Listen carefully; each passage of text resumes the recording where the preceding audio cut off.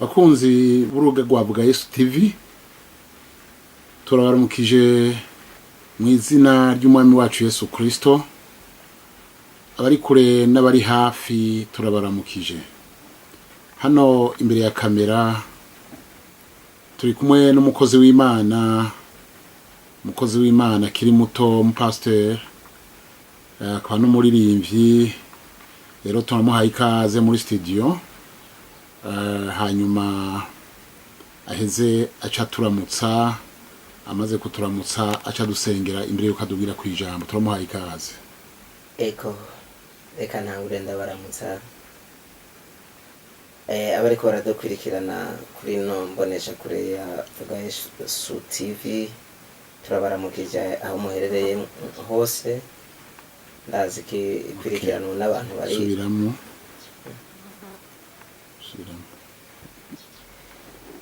Shalom shalom. Reka ntangure ndabaramutsa mu izina ry'umwami wacu Yesu Kristo. Abakunzi ba runo rubuga wa Vuga Yesu TV, ndazi ko abarukunda ari benshi aho muherereye hose. Uhoraho abaho umugisha utagabanije. Ego ku mazina nitwa Pasteur Terasi Cintije, nkorera mu ishengero rya Yerusalemu mu Burundi, munsi y'amavuta y'intumwa Nzeyimana Justine yitavye umuhamagaro. Ego riri ku mutakora ku gicenda inimero 40. Reka tubanze dusenge kugira kino biganiro kumbure kize gifasha imitima myinshi, kize gishike kize kibemo ubushobozi bwa Mpwemu Yera, na cyane cyane k'ivyo twovuga bitoba amajambo gusa, ariko biba ibintu biherekejwe n'ubundi bushobozi. Urakoze papa, urakoze Uwiteka. Turagushimiye ukuntu dukunda, ukuntu twitayeho. Data mwiza, wadukunze urukundo rw'akabura rugero, watanze umwana wawe kugira ngo umwizera wese ntapfe rubi. None natwe papa, waduhaye kukumenya, waduhaye kwizera umwana wawe, maze turizera ko aho yapfa twapfanye nawe, naho yazuka twazuranwe nawe, maze ducika ivyaremwe bishasha.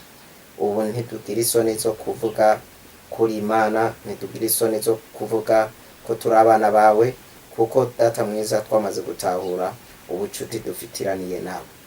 Data mwiza, turi vyabona vyo kugushingira intahe icuri kuri ino si wadusizeho, kugira tuvuge icuri kuri uwera, dushingira intahe kugororotse, dushingira intahe urukundo rwawe. Urakoze papa, muri kino kiganiro nyene tugiye kuvuga ubukuru bwawe, tugiye kuvuga icuri muri twebwe, tugiye kuvuga ico watugize. Mu izina rya Yesu Kristo ndashaka data mwiza ubane natwe, Mpwemu wawe abari wayobora kino kiganiro, maze data mwiza tuvuge amajambo ashobora gukiza uwuyumvise wese, amajambo arunze umunyu. Ni mu izina rya Yesu Kristo ndabisenze nkenguruka, amen. Ego turaguhaye ikaze mukozi w'Imana. Ego kugira ngo utubwire ikiri ku mutima. Ego mfashe kano kanya mwarantumiye, mvuga ati reka nze nsangiza abandi, kubera ngivyo twumviye mu ntama tubivugira hejuru ku minara. None runo rubuga nirwo rudufashije kubivugira hejuru ku munara kugira bizoshikire abantu benshi. Akeshi na keshi biraryoshe iyo umuntu ariko arakwirikira Imana, ati Imana bahuye nayo, tariko aravuga Imana bamubwiye, canke Imana yumva ku matwi, ariko aba ari Imana yagize icihindura mu buzima bwiwe. Aho biba biryoshe cyane gose. Rero nanje shaka gusangiza abantu gatonyi ingene nakiriye agakiza, ingene nakiriye Kristo. Kera sinari meze ukumeze, nari mfise ikibazo c'amaso, ari ingwa y'amaso cyane gose, ku buryo niyumvira ati mbega iyi ngwara nta kuntu nobura ngwara sida, basi nkabura nyene bimera ukundi kuntu, kubera ico gihe sida niyo yari ingwara ikaze gose. Numva ako nogwara amaso nobura ngwara sida, kubera sinaja ahantu hari ibintu bibona, sinaja ku muriro kubera navukiye rukuru, twacana ku nkwi, sinaja kwegenyeza urukwi, ku buryo mbaho ubuzima bubabaye. Sinshobore kuvomera amazi mu nyokuru ati genda uvome, tuvoma mu mwonga ukiremeka ibido, nta nguvu naronka zo kuja kuvoma ngo nikorere kubera ikibazo c'amaso. Nkumva ndihebuye mu buzima cane, niyumvira ati bino none ko Imana yemeye bikabaho, tukabaho muri buno buzima, nkumva umenga naco mbere hano kw'isi, ku buryo niyumvira ati none kaya maso basi sindi bukora ibintu vy'ingufu, kandi sindi nibwige n'amashuri ngo ndayamare, kumbure ngo nze nkore nicaye basi sinkoresha ingufu, nkoresha umutwe, kubera ntivyakunda ko niga mw'ijoro, bitakunda ko niga mbere, bizoca bigenda gute? Ca numva kwihebura mu mutima cane, numva kwihebura kubera naraja kwivuza bikanka, mvayo kwivuza bikanka, nkaguma ngorana, mvuye kwivuza nyuma y'indwi imwe ca nsubira kugorana ati yereka nimumvuze nyene vyase. Ngira ukwihebura mu mutima. Niho umunsi wa nyuma nari ngiye kwivuza Igitega, nivuriza Igitega, ivuriro bita kwa Space, niho nari ngiye kwivuriza amaso. Ndakubaza ikibazo. Ego Yesu yarakugiriye neza ndavyumva. Wavukiye Igitega nyene kuri centre canke? Je mvuka mu Ruyigi Ibutaganzwa.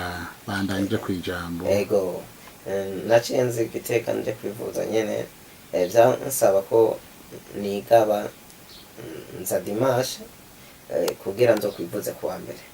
Inje rero aho nashikira dufatana n'abandi bana, ico gihe niga mu w'icenda, dufatana n'abandi bana turatembera mu muci, duca ahantu Igitega kujya mbere mu Giswahili,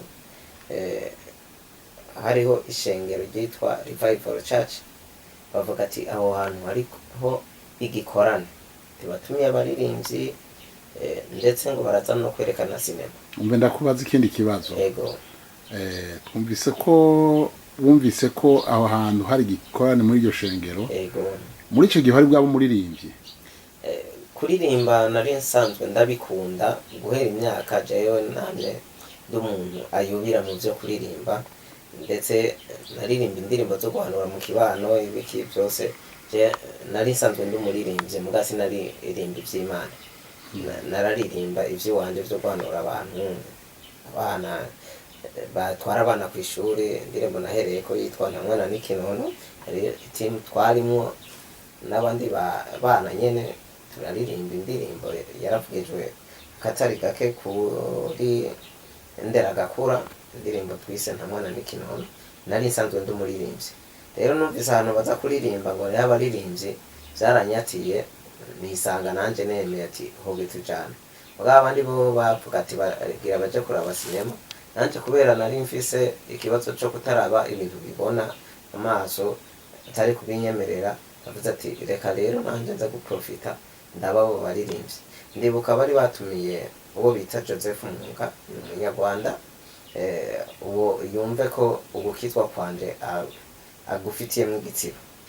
Uwo umunyarwanda yitwa Joseph Mwunga. Ego. Afise nukuvuga afise uruhara. Arafise uruhara mu gukizwa kwawe. Hamwe n'uwo bita Ansira, yaririmbye indirimbo Ni Mureme. Ansira, ego. Ujya nawe vraiment ndashaka gusubira kumubona kubera nawe nyene arabifisemo igitsibo mu gukizwa kwanje. Ico ndakwemereye nimba kiri hano mu Burundi zo mukurondera kugira ngo ndabahuze. Ego ubu arafise mu gitsibo mu gukizwa kwanje. Joge naragiye turaryoherwa nyene, sinari menyereye n'ivyo batamba igisirimba, turatamba igisirimba nyene, birabi ibintu biryoshe gose. Iyo ndirimbo nyene Ni Mureme yarayigiririmbye, ndumva ati irankotse ku mutima. Ico gihe sinari mfise papa, yari yarapfuye, hanyuma ibyo bibazo byose nkabigira ntakambira uwamvuza ni papa mudogo n'umupatiri niwe byose yabigiramo uruhara kuzaramvuza. Nkabona kuguma ndamugora nanje ndiko ndagorana mu muryango kandi ntakira, nkumva nyene ukwihebura. Yiririmbye numva kurema, hanyuma haragera igihe baravuga ijambo ry'Imana, bavuze ijambo ry'Imana naryo wamenga ivyo bariko baragira vyose ngaho muri ako karere wamenga bariko barafasha jewe gusa. Baravuga ati burya Imana ishoboye vyose, baravuga ati Imana ishoboye vyose, Imana ntayikinanira.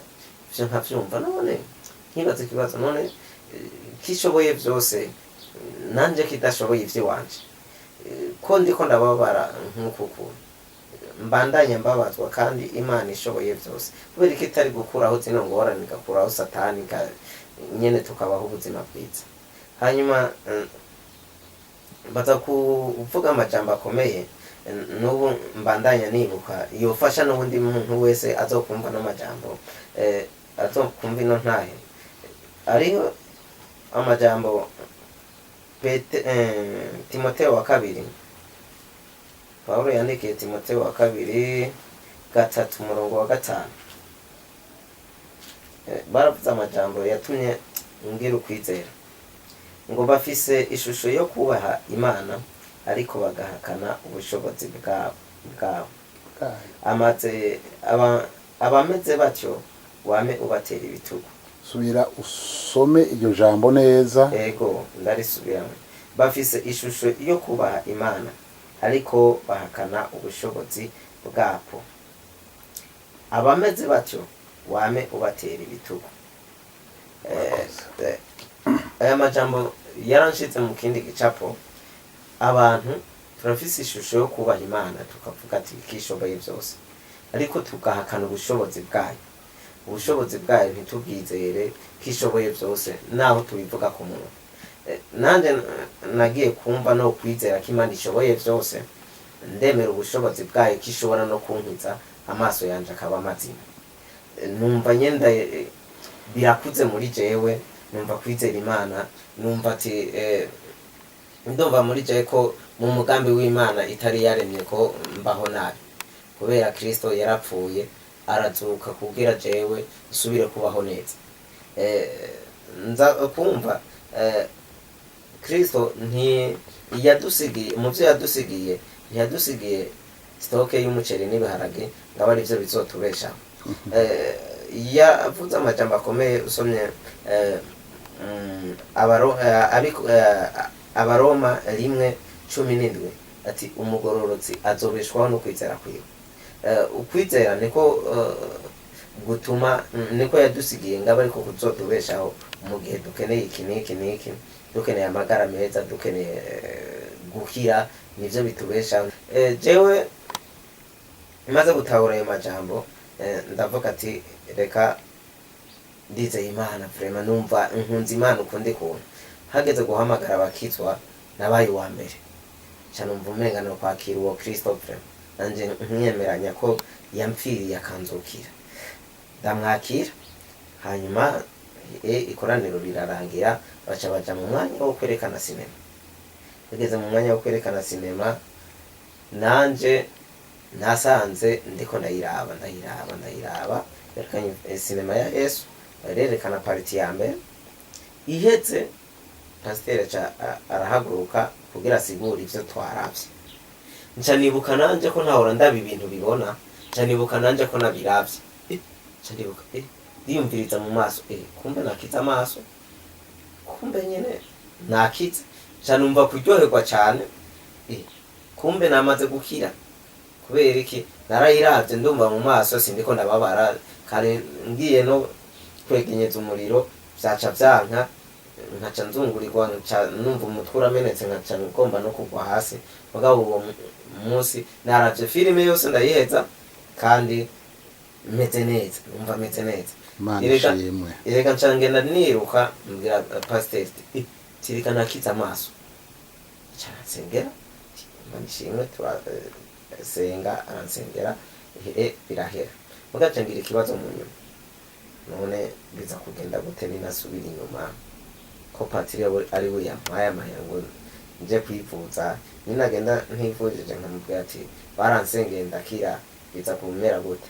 Nyuma ca arambwira pasiteri, ndamubajije cambwira ati wigende ejo uzokwivuze, hanyuma ivyo bazoguha vyose uzoca ubibika wamaze gukira.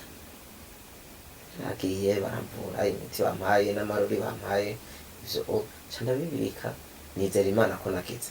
Gore ico gihe narabandanije ndiga amashuri ndaheza, ndaguciriyemwo mbega nasubire kumva ikibazo c'amaso. ndakubaze muri ico gihe wari mu wakangahe ico gihe wari urwaye amaso? Niga mu mwaka w'icenda. Bandanya. Nganarize ndaheza ntasubire kumva ikibazo c'amaso, ntasubire kugira ubukonyere, ntangura gukora udukorwa nyene numva meze neza, gakwi nk'agasatura, umuvyeyi akaryoherwa, nsubira mu gicapo, nanje co kunezerwa, ndavuga ati hari Imana ishoboye vyose. Rero hari akabazo mwari mwambajije nasimvye, naretse kwishura ati mbega amafarumasi nayo bimeze gute? Harya imiti yo kwa muganga nayo ntikiza?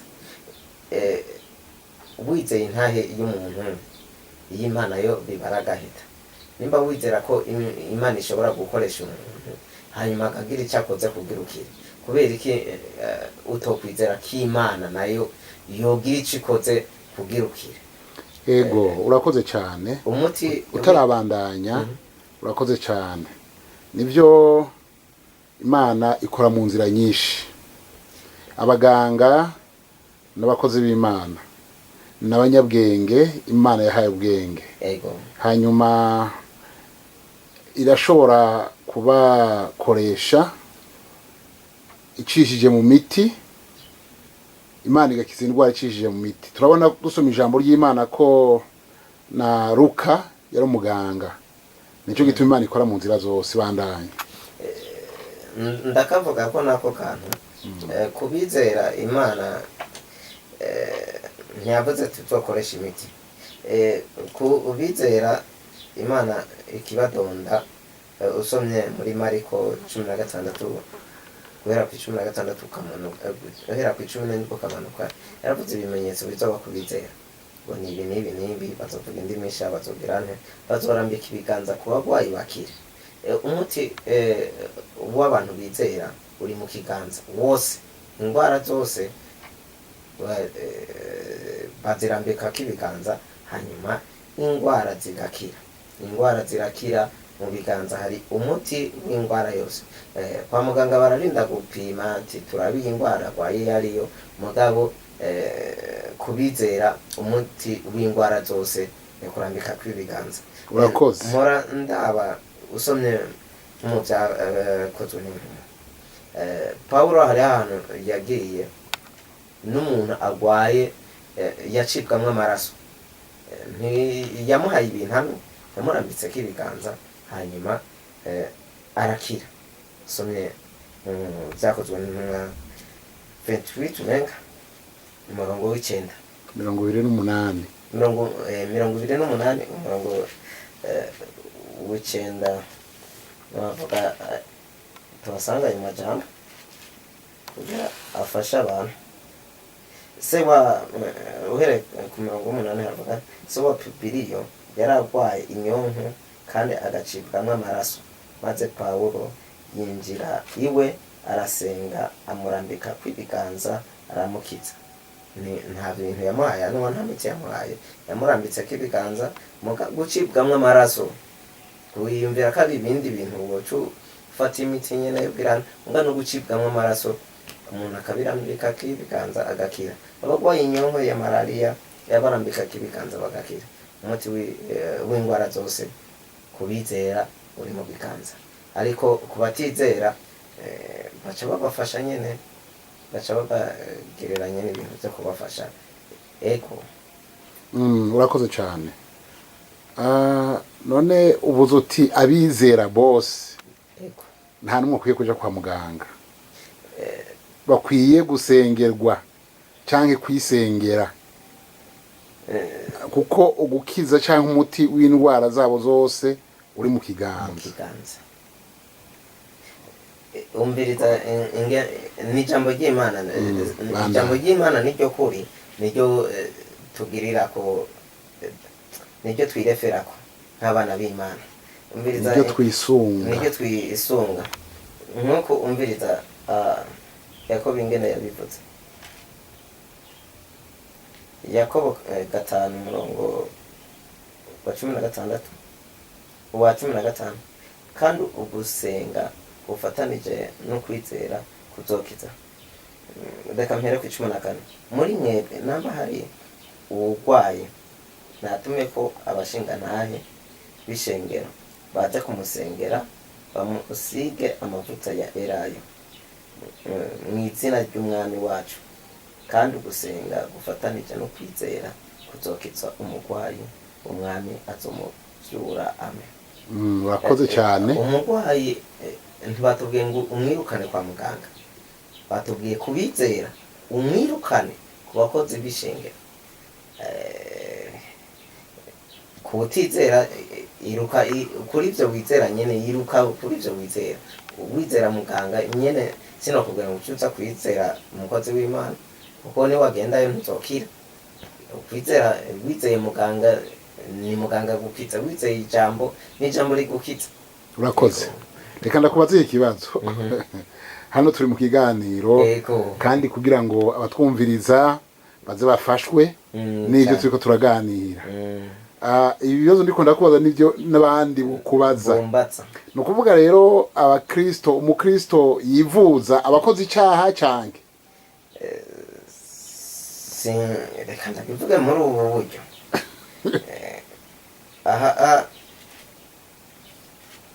Abaheburayo bavuze gute?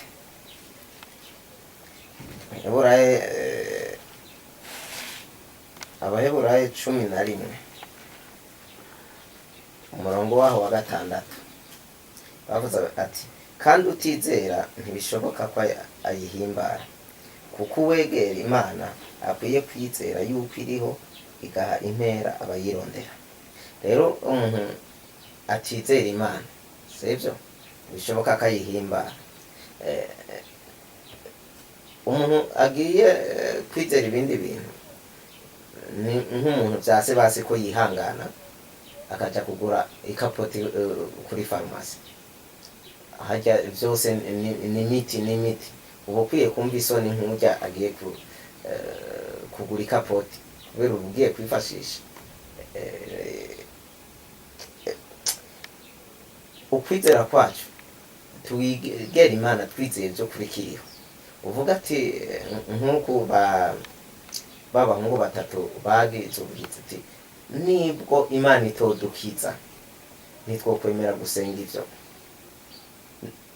Bari bizeye ko ishobora kubakiza, nubwo itodukiza ntitwokwemera kwihumanya kugira tugire dukoresha ivyo. Hari ukwizera ko ku rwego rwo hejuru, umaze kugushikako ufata ingingo ati ndaciye akarongo cyo kwa muganga, ntibaze banyitege. Urakoze cyane. Urakoze kuri jewe. Aho niho niko ndaronka. Kwizera ngeze ko kwa muganga ntibaze banyitege, kubera nizeye ico Kristo yakoze, ntiyapfiriye ubusa. Mu mishisha guhiwe twakiza ingwara zose. Yesaya nawe yakavuze neza mu buhanuzi. Usomye Yesaya 33:24 yavuze ati, kandi waho ntazovuga ati ndagwaye, kuko abantu bahaba bazoba hari ukugabitanya kwabo kose. Rero natwe mu bahari ukugabitanya, jewe ndimo. Kristo ntiyapfiriye ubusa, yarampfiriye kugira ibyaha byanje bihanagurwe. Rero nimba narahariwe, ingwara ikaba ari ingaruka y'icyaha, aho icyaha kivuyeho n'ingaruka zavyo biba bivuyeho. Ingwara ku buzima bwanje izo naraciriye kakarongo, naramaze kwizera ico Kristo yakoze ko bashe twegera Imana mugabo dufise duhakana ubushobozi bwayo. Kubera iki abantu tutizeraga washe? Usanga twizera ivyo muganga yokora, Imana nayo ishobora no gufata estoma yatabaguritse ikayihindura nshasha. Ishobora gufata nyene umubiri wawe wagwaye ibikanseri, ibivyimba bitagira uko bingana muga ikabiha umubiri wawe ikawurestora ikawusubiza kuba muzima. Ivyo abaganga ntavyo boshobora, muga Imana irabishoboye, ishoboye vyose, nta na kimwe kiyinanira. Urakoze cyane. Yego. Ngoma ndakubaza ikindi kibazo. Wishuye neza uti ku giti ciwanje. N'urugezo hariho urugezo mu gakiza, hariho urugezo rw'abana, inzoya, ibipfutsi bwa kabiri, inzoya hanyuma ugakura, hanyuma ukarya ibintu by'abantu bakuze. Rero iyo samuragwa akiri umwana ntabatandukaniye n'umugurano. Ubu uramenye ibikwegukiye. Je naramaze kumenya ati icyo amagara meza kiranyegukiye, ibyiza byose biranyegukiye. Rero ubundi nawe tarabimenya, umuboye yo kunwera amata, kandi amata yaguriwe bo kiri umwana nyene Satani akafata nyene amagara yawe akayageragwi akayafita kububasha, kubera iki uracara umwana nturamenya ati Kristo yapfiriye jayo kugira mu mishishago yiwe nkiri ingwara zose. Urakoze. None wobwira iki abakristo? Kuko turabizi ko kuva no mu gihe cya Yesu Kristo hariho abizera, hakaba kazuyazi, hakaba nandi bari basanzwe, ariko Yesu yaramenye ne bafata bose. None wobwira ari abakristo bamwe bavuga ati jewe ugukira kwanje kuri mu bushobozi bw'Imana. Hakaba nandi bavuga ati ugukira kwanje ndaja kwa muganga bamvure hanyuma nkizwe n'imiti. Mbe Imana ishobora gukora muri iyo miti? Erega byose umuganga uwatanguye kijya kintu akavuga ati reka ngire revelation mfashe bano bantu, yakoresheje ubwenge bw'Imana. Urakoze cyane. Siwe yikoresheje. Urakoze cyane. Yagize ati hinge nkoreshe bino kuraba batizera bohona, kuko ntibizera Imana. Ikikoresha bijyanye ari n'umuntu usanga Kristo abantu benshi yagenda arafasha, ababwiye ati genda umwana wawe yakize, batari kuvyizera uko nyene. Akubwiye ati uhumuka, batari kuvyizera uko nyene. Yemera kugira icakoze kugira basi bizera ivyo bikorwa akoze ko bishobora kubakiza, akadusiga ku maso kugira bizere ati yankoze ko tujya tumuyagize, akizera ivyo nyene. Mugasi bijya vyamukijije, yamuremye mw'ikirere cyo kwizera. Nkuko umuntu ashobora kuvuga ati bimeze ukunuko, akabona katakwizera kuri muri wo, akakubwira ati genda unywa aya mazi arahezage. Sajya amazi agukijije, yaremye kugira uzane kwizera ico kintu yakoze. Ubonye umuntu atakoze ikintu na kimwe nko yamvuye. Haro n'abantu bameze uko nyene bagiye kwa muganga ati yakuravye gusa nta nibiro yagupimye, muga yabonye ikibazo ufise aciye akwandikira umuti, niwo muti ugaca wanka kuwunywa kubera atagipimo yagushize, ukaca wanka kuvyizera ati none yo yabonye ico ngwaye ukanka kuvyizera, kandi ntushobora gukira utizeye uwo muti aguhaye. Wanza kurema mw'ikirere cyo kwizera ati uwo muti umpaye kurura uraza kunkiza. Yo guha ubusozi utovyizera ati tibise umuti. Urakoze cyane. Umutamakaza umuhaye umuti akumbura sosa, cavuga ati uyu ntukiza friend. Cavuga ati ni isosa n'ivyabana. Kandi amaze kuvyizera uko ntaza gukira umuti ntuza kumukiza. Muga avyumvise ati biraruba tego birakiza. Ndumva yizera nyene n'ingufu koze hayiziraza. Yo aza kwisanga yakiza ibintu byose no kwizera. Urakoze. Yego. Reka tuje imbere, nzorondera uwundi muntu umuhinga kugira ngo uzoze muganire kuri ico kintu cyo kwivuza kwa muganga no kwivuza mu bushobozi bw'Imana. Nzomurondera hanyuma nzogutumira kugira ngo uze mu kiganireko. Ikintu kamwe nkunda kuvuga, Yesu yatuzaniye ubuntu n'ukuri, niwo citegererezo ukuri k'ubuzima bw'umuntu bw'umukristo abwirizwa kubaho. Ni Kristo niwe twisunga. Abantu barashobora kubona ibintu byabaye populaire, ibintu byuzuye hano ku isi, akaba ari byo baca bagira nk'icitegerezo. Kubera babona n'abapasiteri benshi bataragahishurirwa bagwaye biruka kwa muganga, bagaca babona nyene ni ibintu biryoshe nyene kwiruka kwa muganga. Muga ijambo ry'Imana siko ryatubwiye kwiruka ku bakuru b'amashengero, kubatama b'ishengero nibo bafise ubwo bushobozi bwo gusengera abantu. Iri ni ijambo ry'Imana, niko kuri. Yego. Duce dufata ati abantu barwaye bose duhindure ijambo ry'Imana, tuvuga ati birukane kwa muganga. Urakoze. Reka tuce ikiganiro cagenze neza kiravyara n'ikindi. Ubuze ngo biruka kubatama b'ishengero. Mbega abakristo basanzwe batarabatama b'ishengero bashobora gusengera urwaye agakira? Ni mu bimwe mu bimenyetso by'abyizera twamaze kumva. Umuntu wese yizera afise ubwo bushobozi bwo kurambika ikiganza ku muntu arwaye agakira. Urakoze. Bandanya rero intahe yawe. Ego. Cyo n'ikindi kiganiro zoyifatira umwanya. Kandi ibi nivyo vyatumye menya Imana kishoboye vyose, bimpa kuyizera, bimpa kumva no yakira nogera nico nkoze kugira abandi nabo bamenye ubwo bushobozi bwayo. Bituma ngira ni navyo vyatumye nca nitabira umuhamagaro.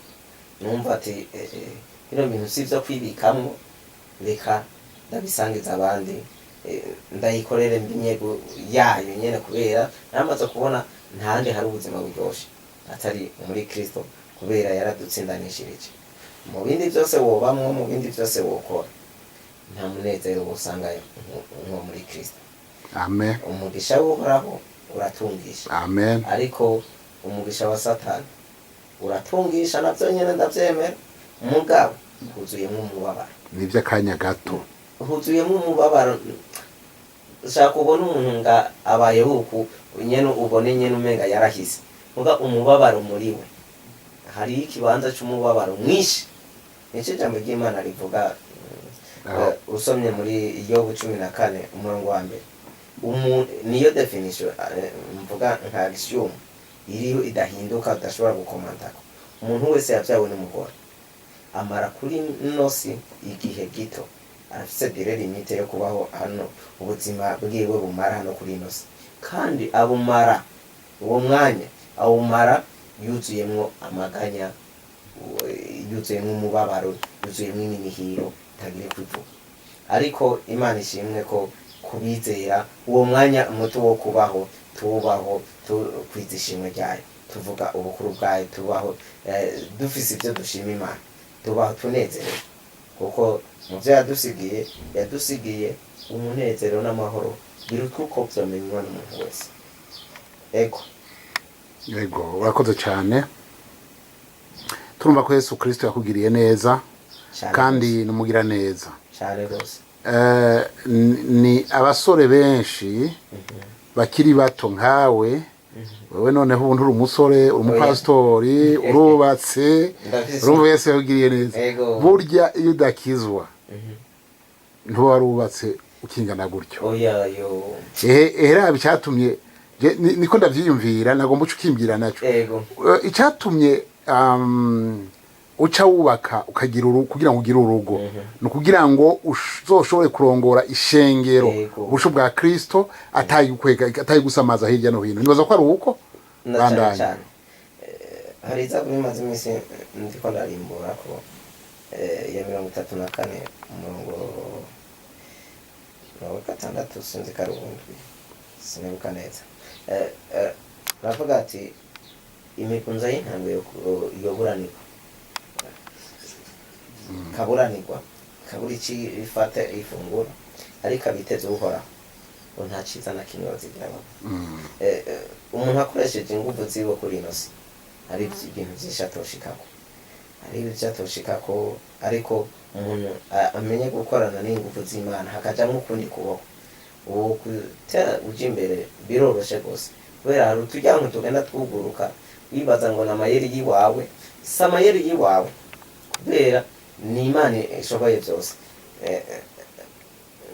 Nshima Imana ko mwantumiye tuzinanye ubuzima bwanje, ishobora kubwira ico muvutse nk'ishiki Bujumbura ntivyanyoroheye, avuga ati nje kurondera ubuzima nyene ntivyanyoroheye, mwarambonye nk'ishika, kandi abo nasanze bahari hariho abiterambere ryabo utaribona.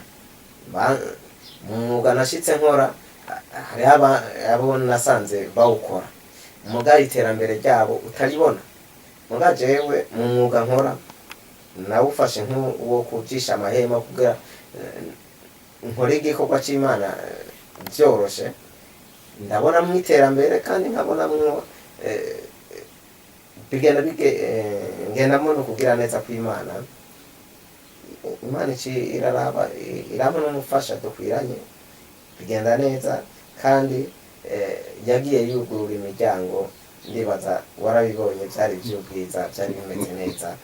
Iyo ni ntaye nziza, kubera iki sinovyirata ngo hari ubwenge nashizemo kugira ibintu bibe bimeze uko bimeze, kubera hari benshi ata ntambwe barashikako, kandi nabo sinobakundana. Igihe cyabo nibagera nyene nibizera Imana nayo yugurura imiryango. urakoze cyane. Yego. Ni ukuvuga iyo wizeye Imana uvuze ko Imana agiye yugurura imiryango. Iyo wizeye Imana iguha abantu bakaguha ibintu.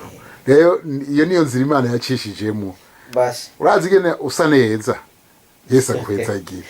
Hanyuma undi munsi nkeneye ikiganiro uri kumwe n'umufasha wawe. Yego. Nuko tutuge kwijambo. None uyu munsi ndiko ndabiraba, nta pastori benshi bakiri bato nkawe bariho bashingira intahe Kristo gutyo nyene. Abandi harimo na bamwe bamusanga baca baguma bakwegwa n'ivyiki gihe, ariko wewe uremanga ugashingira intahe ubushobozi bw'Imana. Mbega none iryo banga nirihe ko mbona hariho abakiri bato badashingira ubwo bushobozi bw'Imana, batawushingira intahe? Hakaba n'abandi bitwa ko ari abakozi b'Imana,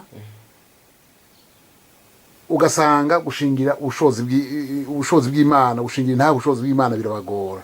Icyo ni kimwe. Ikindi cya kabiri,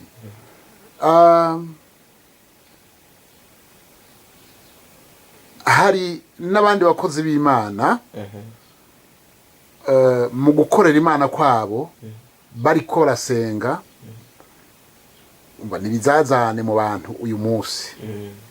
Hari abizera amavuta, hari abizera amazi, hari abizera umunyu. We kuri ibyo uhagaze? Reka mbere kurakonye. Imana yacu ni impwemu, ntiboneka, ntituyisenga bifatanye n'ibiboneka. Amen. Utubwire tuvuga ati ubu tuyisengera mu misozi, ubu tuyisengera i Yerusalemu.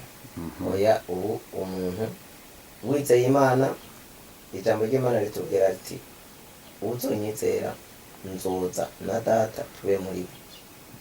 Imana ikigerera muri wewe. Si Imana turinda gukabakaba ngo kumbure twayibona, ni Imana yamaze kugerera muri twebwe, ikanabishingira intahe mu kuduha mpwemu wayo. Mpwemu wayo niwe ikimenyetso cy'uko tuba mu Mana, nayo ikaba muri twebwe. Twamaze gucika umwe, ngo uwimatanije n'umwami wacu baba bacitse impwemi imwe nawe, muba mumaze gucika umwe. Burya rero kurondeza ngo nizere ibi ivyo ubwiye kuyizana mu biboneka, aho si Imana uri kurasenga, kuko Imana ni impwemu. Bifatanye n'umutima ivyo wizera. Ntiwizera ibiboneka, wizera kari impwemu. Kandi uko kwizera nuko ibisazi.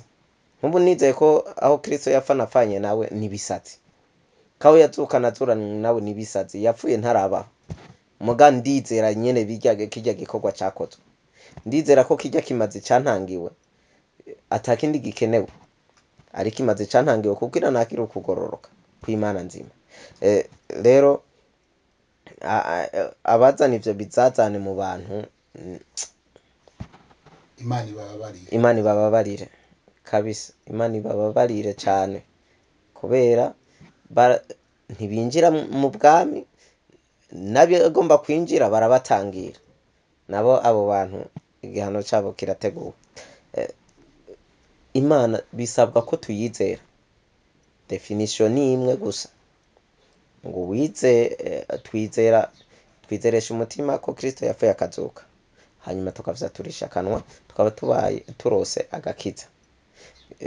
Nta bindi vyo kwizera amazi biki ivyo si mfatanije navyo. Hanyuma ikibazo ca mbere mwambajije biva gute kugira nemange nshingire nta Imana. Bivana n'inkomezi z'umutima. Yohana akivuka usomye muri Luka 1:80 avuze ati uwo mwana arakura agwiza inkomezi z'umutima kugeza yerekaniwe ko Abisirayeli. Rero ikintu kinsunikira nuko nagwijije inkomezi z'umutima. Inkomezi z'umutima nazo ntuzigwiza mu kurya ivyuma, uterura ivyuma canke ivyo wagiye urarya. Mu kugwiza inkomezi z'umutima turya ijambo, turimbura ijambo tukarihishurirwa, niryo riduha inkomezi kwemanga ko ntakigwara. Wowe vuga ati yo mbega bishitse nkagwara zoca mburuza kunsuhuza cumenga nyene biteranye isoni sinkigwara nyene nizera ico Imana yakoze, ivyo bimpa inkomezi z'umutima kansunikira kuvyatura ko ntakigwara. Mvuze ati nta mukristo akwiye gukina, mbega nzoca mburuza arancorera sinkikena kubera ico nkenye ndakibwira data akakimpa. Nimba ari ukimfitiye Imana ikubuza amahoro ukakinzanira, ntuce wibaza ngo ni ukimpaye. Niza nkomezi z'umutima ndiyemera ko ico nsavye data cose akimpa, nimba gicisha mu nzira canke iyi cose. Urakoze cyane. Ego. Ngoma ndakoze ikibazo. Mbega none ubwa mbere wavuze ko ujisha amahema kugira ngo ibintu bigende neza. Ego. Hanyuma uravuze ko uyemera kugira ngo Imana ikore yashobora gucisha mu muntu cyagacisha mu wundi. None gukora ni bibi ku mukristo? Yo hariho Paulo yagenda arakosora. Paulo ndamukunda gose, yagenda arakosora ibintu byose n'ijambo. Birafise ijambo riba ribiherekeje.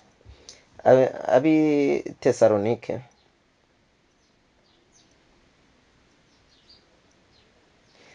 Abitesalonike ba 2:3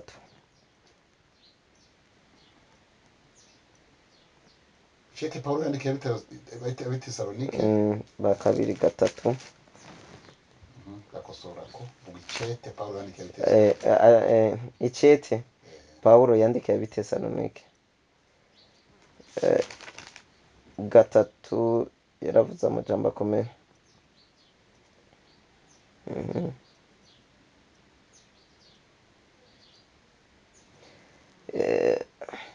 Ariko bene data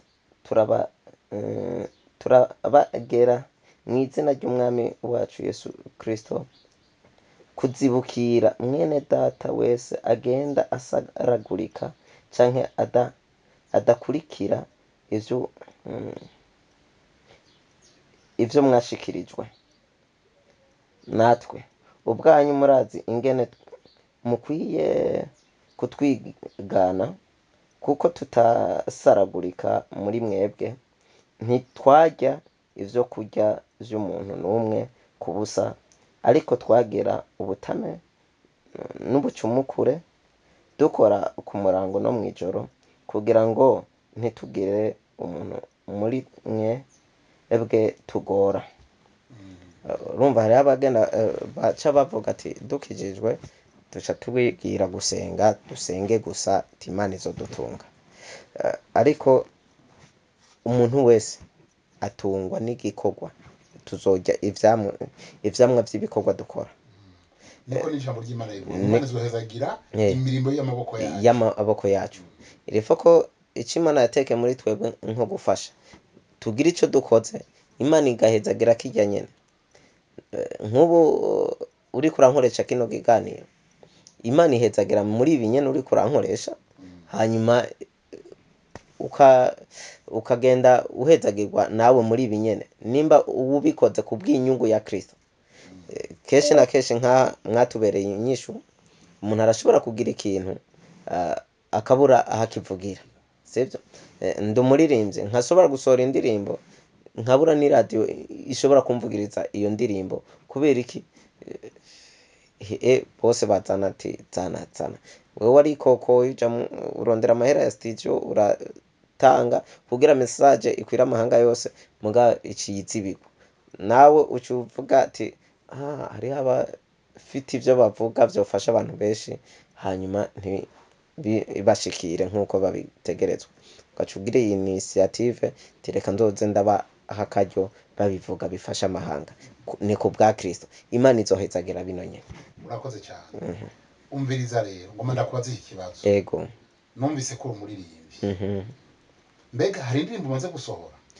Ni nyinshi cyane nivyo umuhamagaro wanje wumvise ko nari nsanzwe mfise ikintu muri jewe cyo kuririmba muga nkaririmba mu buryo butari bwo maze kwakirwa n'umuco iyo ngabire nyene nici hinduka igakora mu buryo bwo kubera na Yesu aguhamagaye uri umurovyi ntiyaguhindurira umwuga acubandaniriza muri iyo nzira nyene mugabo ugacuba umurovyi w'abantu ntiwasubira kuroba ifi wacu agushira kugira ubu umurovyi w'abantu rero nanje asanze ndiko ndaririmba ntiyampinduriye umwuga aciye afata nk'ivyo nyene iyo mpano ayikoresha mu buryo bwo rero ubu ndumuririmbyi mfise indirimbo nyinshi zigiye zitandukanye ndetse ndirimba no mu mudiho utamenyerewe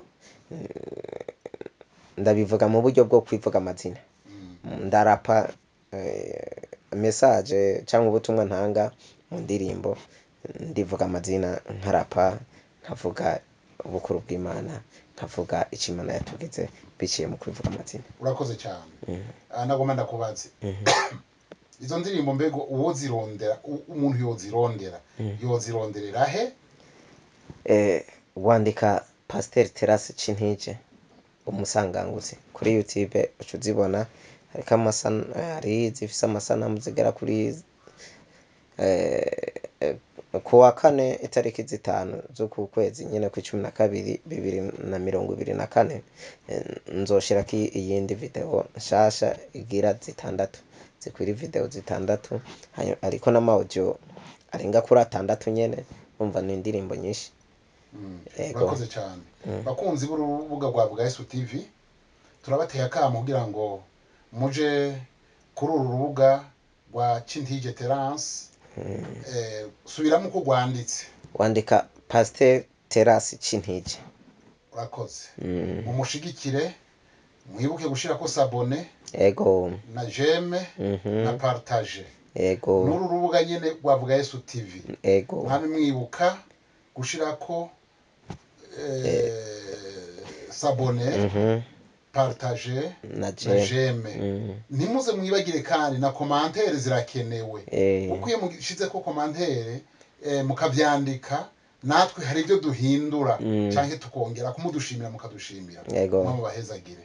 Reka rero tuzobandanya n'uyu mukozi w'Imana nari kubandanya ndamubaza vyinshi naduhe inimero yiwe ya telefone ayivuge hanyuma atuce turangiriza ngaha dusengere tuzokomeza kugiranira ibiganiro nawe turamusaba inimero ya telefone. Inimero ya telefone ni 69 140 216 69 sakaran desaseze. Hanyuma aboshaka ko twibonanira nababwiye ati nkorera mu ishengero rya Yerusalemu mu Burundi riri kumutakura ku gicenda nimero 40 ndongowe n'umuvyeyi wanje ndi musi y'amavuta yanze Imana Justine ni intumwa ku bugingo bwa beshi rero murahawe ikaze ari uwogira vyishabaza canke yafashijwe akumva ati ubwo buzima nawe arakwiye kubwakira arashobora kuca aturondera tukamufasha ndetse umuntu avutse ubwa kabiri birakenerwa kavukira mu muryango agafashwa bakamunywesha amata akigisha ijambo kugira azoshika abo umuntu akomeye nawe avuga nk'ibi turiko turavuga. Urakoze cyane. Sivyo nihaye urumva ko mfise umuvyeyi nanje yagiye aramfasha kugira ngere hano ngeze. Twatanguye dusenga reka turangize dusenga. Tunzi dusenge.